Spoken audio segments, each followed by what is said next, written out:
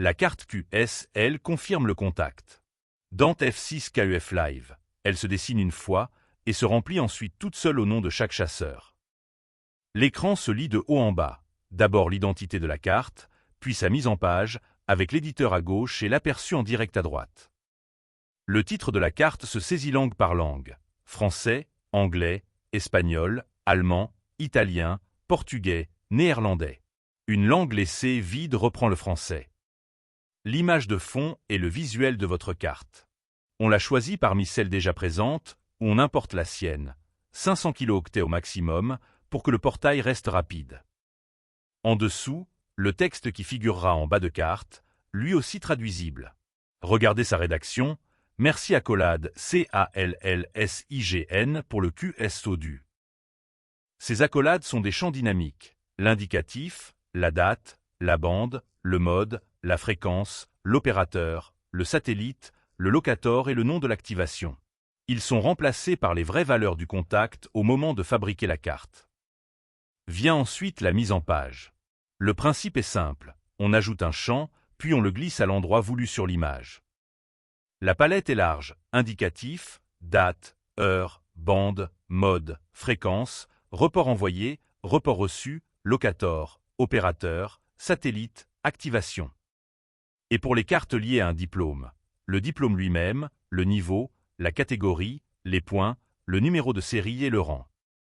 Un champ de texte libre complète la liste, et 2 boutons copier et coller permettent de reprendre une mise en page d'une carte à l'autre. Voici l'éditeur. Chaque champ posé apparaît à sa place sur la carte. Ici, l'indicatif, la date, l'heure, la bande, la fréquence, le mode et le report, alignés sous les étiquettes imprimées du bandeau. Le fond de carte porte déjà ces colonnes. Tout radio, date, UTC, bande, fréquence, mode, RST. Il suffit de poser chaque champ sous son étiquette. Une précision importante est écrite au-dessus de l'éditeur. La taille à l'écran correspond à la taille à l'impression. Ce que vous voyez est ce qui sera imprimé. En cliquant sur un champ déjà posé, on règle sa taille et sa couleur. C'est ainsi que l'indicatif du chasseur peut être plus grand et plus foncé que le reste. À droite, l'aperçu en direct montre la carte telle qu'un chasseur la recevra. Les champs sont remplacés par de vraies valeurs. L'indicatif du correspondant, la date, l'heure, la bande, la fréquence, le mode, le report et la signature de l'opérateur. Le texte du bas est complété lui aussi. Ces valeurs d'exemple sont modifiables. Indicatif, date, heure, bande, fréquence, mode, report, opérateur.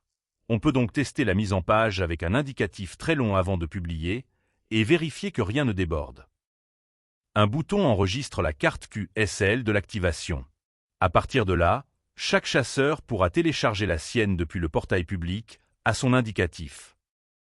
L'éditeur de QSL, c'est donc votre visuel, vos textes en cette langue, les champs du log posés à la souris, un aperçu qui ne ment pas et une carte fabriquée automatiquement pour chaque contact. Dans le prochain épisode, nous verrons les classements et le bilan complet de l'activation. À bientôt sur live.f6kuf.fr.